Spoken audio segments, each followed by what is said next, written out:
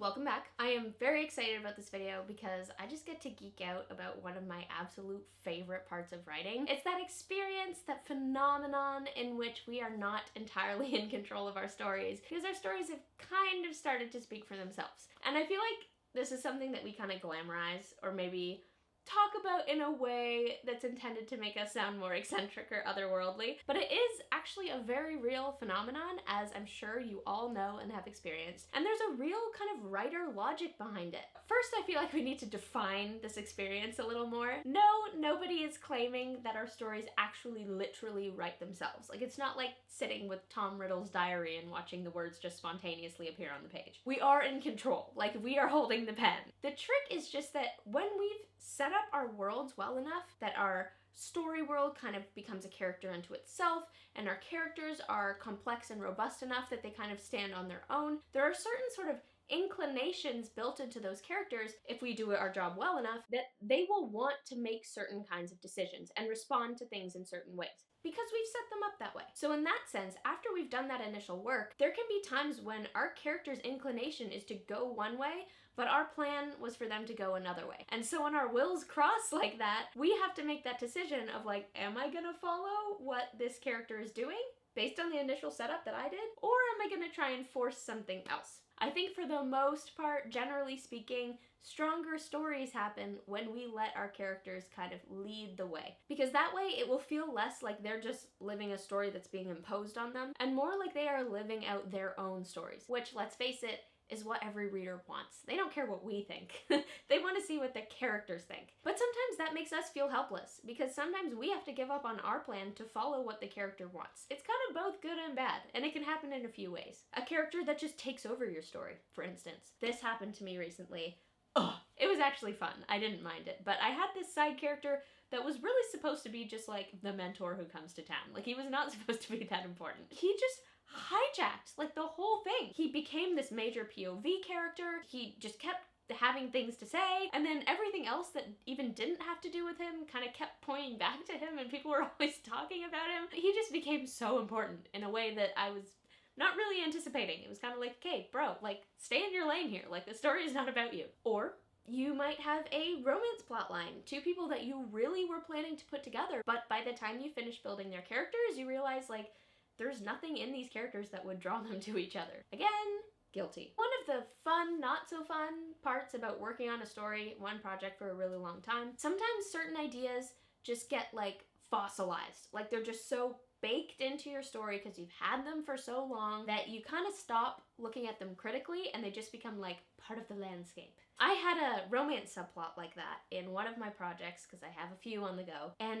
those two characters were just always intended to be together. Like, that was just always the plan. I actually have a super early draft where they do end up together, and in hindsight it is a little bit weird and uncomfortable and just like generally poorly executed. Thankfully, that was one of the stories of mine that never really saw the light of day, so it's kind of my little secret. I think maybe my dad read it, but that's okay, we'll allow that. The point is that it's been a while, and at this point it was just so baked in that I kind of ignored the like nagging feeling in my gut for a while that said, you know what, these two people might not actually be compatible. Until recently, when I was doing my soft writing and finally just was brought face to face with the hard reality that like these characters would be horrible for each other. I could force it, but if I really wanted to follow through on the way I've built both of these people, it would either have to end horribly or I have to listen to the alternative that they're trying to show me. It required setting aside that fossilized idea for a second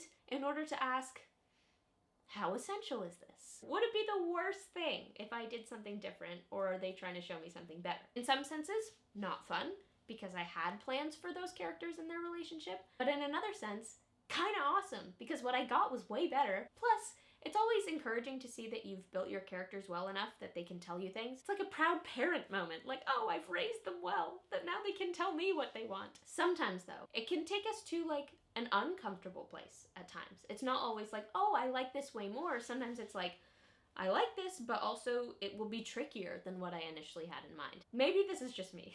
So I'm speaking purely for myself right now. I know that I have a tendency to become like the PR agent for my characters, where I'm just like majorly concerned with making sure that they come out looking good. No, okay, you can't go over here because that would reflect badly on such and such, or like, oh no, I can't let her do that because then that would make her look bad. And then it can start to feel a little bit contrived. I always think of this whenever I think of this topic. One book that I think does this well, actually two. So one is The Way of Kings by Brandon Sanderson. The other is The Name of the Wind by Patrick Rothfuss. Because most of us have probably read The Way of Kings, let's go with that one. Side note, The Way of Kings is still my favorite book in the Stormlight Archive. I have liked them progressively less, which is not to say I don't like them, but just it is to show how much I like that first one. Why did I need to say that? I don't know. Nobody tell me anything about the new book because I'm gonna try and read the whole Cosmere again before I read that new book. Again, why am I talking about this?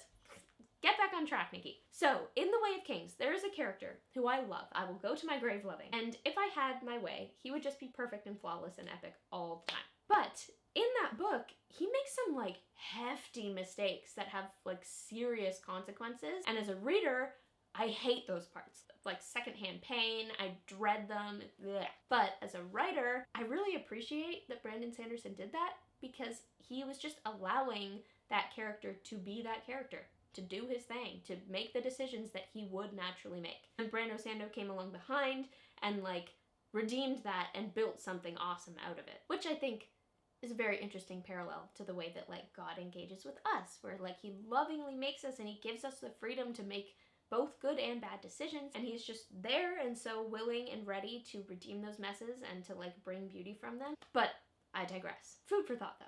The other day, I kind of had a eureka moment with one of my characters who I knew was a very broken character, and I had mistakes built into his past, but there were certain mistakes that would keep popping up in my mind in the planning process, and I'd keep going, nope, we're not going there. Like, that's too much, too far. We'll just stay over here where it's like safe, in the shallow mistake kiddie pool. At this point, that character is probably my most like robust and complex character. So he has the legs to stand on his own. He is able to kind of tell me when something feels right or feels wrong because he's so sort of substantial at this point that I know like, oh, he would do this or he wouldn't. Recently, as I was like sitting with this problem, he was saying, nope, I did that. Like, I made that mistake. It was a little like, whoa, because I really hadn't intended to go there, but at the same time, I could really see that by fighting it, I was making the story weaker and that I could actually do something really awesome if I allowed him to make that mistake. It was like a tricky learning moment, but also a cool eureka moment where a character really had to speak loudly and tell me like, nope, I did that. Like, that's what happened.